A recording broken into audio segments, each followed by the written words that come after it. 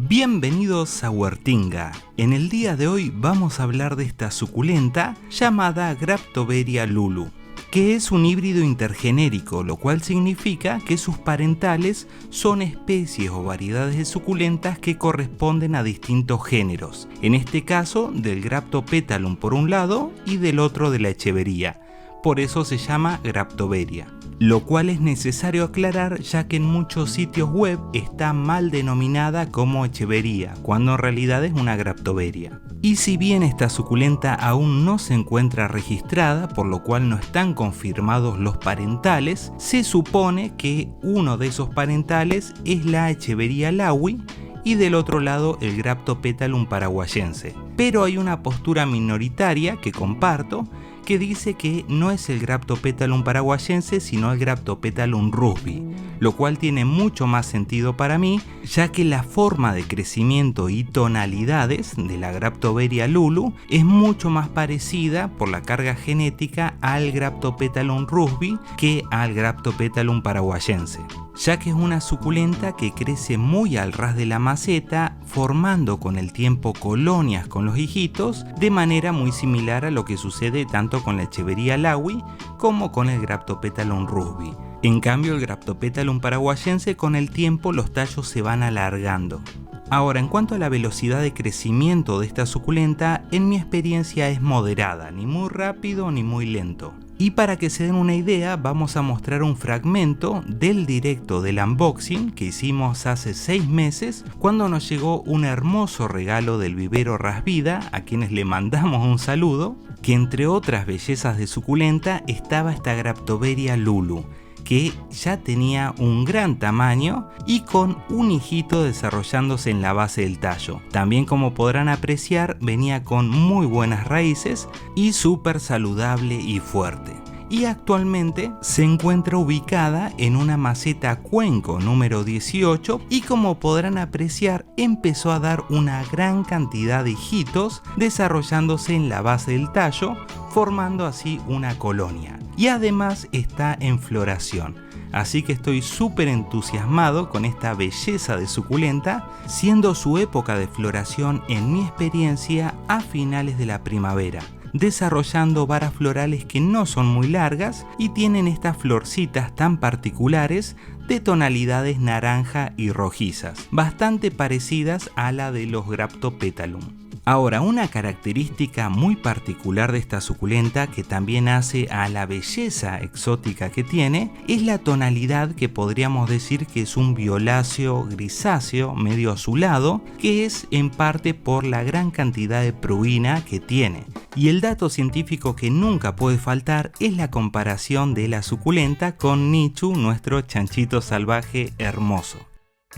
Ahora bien, es muy importante en esta suculenta periódicamente realizarle mantenimiento, o sea, retirarle las hojitas basales que se van secando. Esto, como siempre aclaro, no es por una cuestión de falta de riego, sino de funcionamiento normal de las suculentas, que van utilizando las reservas de agua de sus hojitas basales hasta que se secan por completo. Y es muy importante retirarlas porque cuando se humedecen esas hojitas secas, hay plagas como la cochinilla algodonosa que les encanta alojarse ahí. Y en el caso que tengan plagas, sea por ejemplo cochinilla, sea por ejemplo pulgones, pueden utilizar tierra de diatomea, que es un insecticida orgánico que ya hemos explicado en el canal cómo utilizarlo, o en su caso pueden utilizar un insecticida específico para esas plagas, pero tengan en cuenta que al ser químicos, la plaga puede generar resistencia al principio activo del insecticida, por lo cual es recomendable ir cambiando ese insecticida con el tiempo.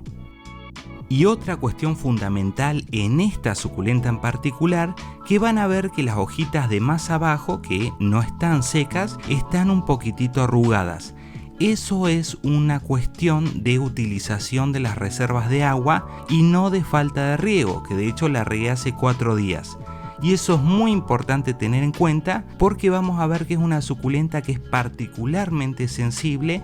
a la pudrición por exceso de riego o humedad. Y en ese punto no se puede volver atrás, es irreversible la pudrición y hay que empezar a decapitar y rescatar las partes que no estén afectadas por dicha pudrición. Y ya entrando a las sugerencias de cuidados en climas templados, respecto al riego yo sugiero darle un riego en profundidad cada 7 o 15 días. ¿Por qué? Porque es una suculenta, como dijimos antes, que es muy sensible a la pudrición, así que mejor regar de menos que regar de más. Y en inviernos muy fríos, cada 15 o 30 días. Respecto a la iluminación, es una suculenta que en climas templados va a preferir la exposición solar directa, pero con mucho cuidado los días de mucho calor o de verano, ahí reducir las horas de sol directo, y si le estuviese faltando más iluminación solar se van a dar cuenta porque va a ir tomando una tonalidad más verde que no tiene que tomar, ahí aumentenle las horas de sol directo.